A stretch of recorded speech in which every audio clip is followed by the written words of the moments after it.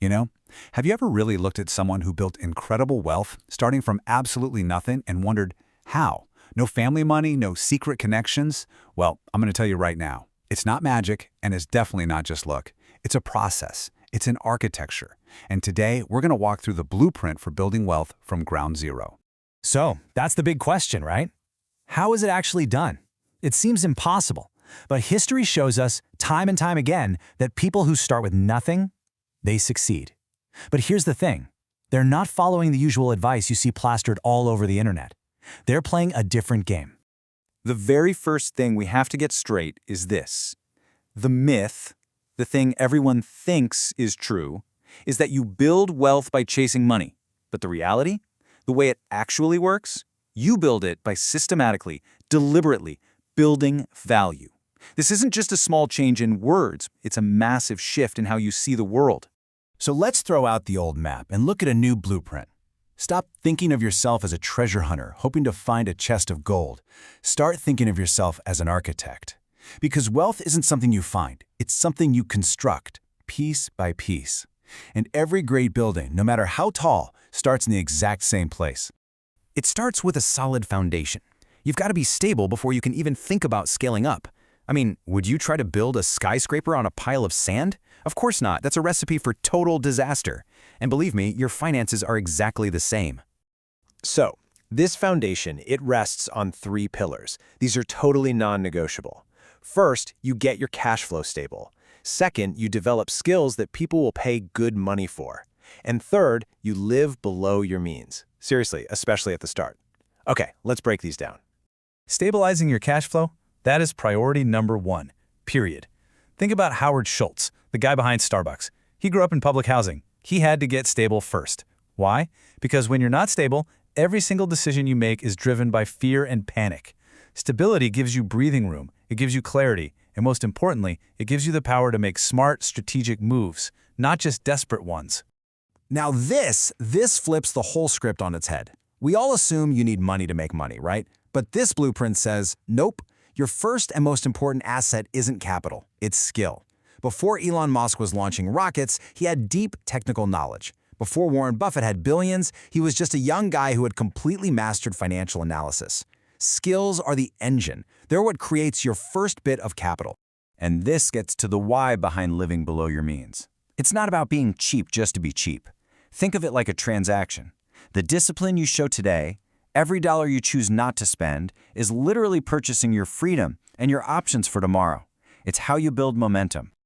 Okay, so the foundation is secure. Now the strategy completely pivots. We're moving on to building the growth engine. You're shifting from a defensive game to an offensive one. This is the part where you go from just earning to owning.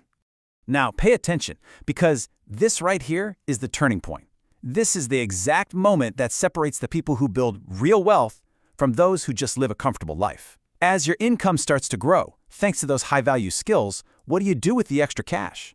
The default setting for most people is lifestyle inflation. You know, a bigger apartment, a nicer car. But the wealth builder's choice, asset acquisition. And that one choice creates 2 totally different futures. For most people, income just feeds their lifestyle. Money comes in, money goes out.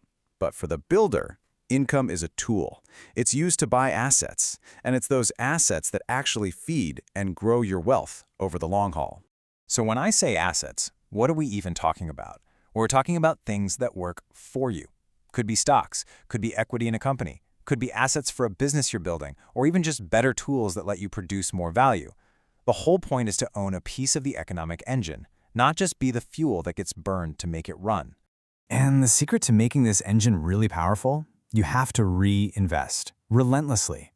Instead of pulling profits out to spend, you plow them right back into the system to make it bigger and stronger. And you got to remember, this whole idea of compounding, it's not just for Wall Street. It applies to reinvesting in your business, and it even applies to reinvesting in your own skills. All right, so you've laid the foundation and you've built the growth engine. The final stage of construction is all about making sure that what you've built can withstand any storm. This is about weatherproofing your wealth. This is about building for the long game. You know, this chart, we can call it the curve of patience, and it basically explains why so many people give up. In the beginning, you put in a ton of effort, but the results are tiny, almost invisible. It feels like you're just spinning your wheels. But if you just stick with it, that momentum builds and the curve suddenly shoots upward. The tragedy is, most people quit right before that happens. Now, beyond just money, there's another often overlooked asset you have to build: your reputation. Trust is a powerful form of currency. When people trust you, everything gets easier. A good reputation brings you partnerships, it brings you clients, it brings you opportunities that money alone could never buy. It just reduces friction, and friction is the enemy of momentum. And finally, you have to play defense. If you're starting from zero, you absolutely cannot afford to get wiped out and go back to the beginning. That means having an emergency fund. It means having the right insurance. It means diversifying your assets. This isn't about being negative, it's about being a realist. History guarantees that financial storms will come. Your job is to make sure you can survive them. Okay, now I want to finish up by completely flipping the script on how we think about this whole journey. We've been talking about starting from zero like it's a problem to be solved. But what if? What if it's actually an incredible advantage? This is probably the most important takeaway of all. When you have nothing to lose. You don't have some expensive lifestyle you need to protect. You don't have some family legacy you're trying to live up to. All you have is a blank slate. That's not a weakness. That is pure, unfiltered clarity. That's focus. So here it is, the full blueprint, the architecture of wealth in 6 simple steps.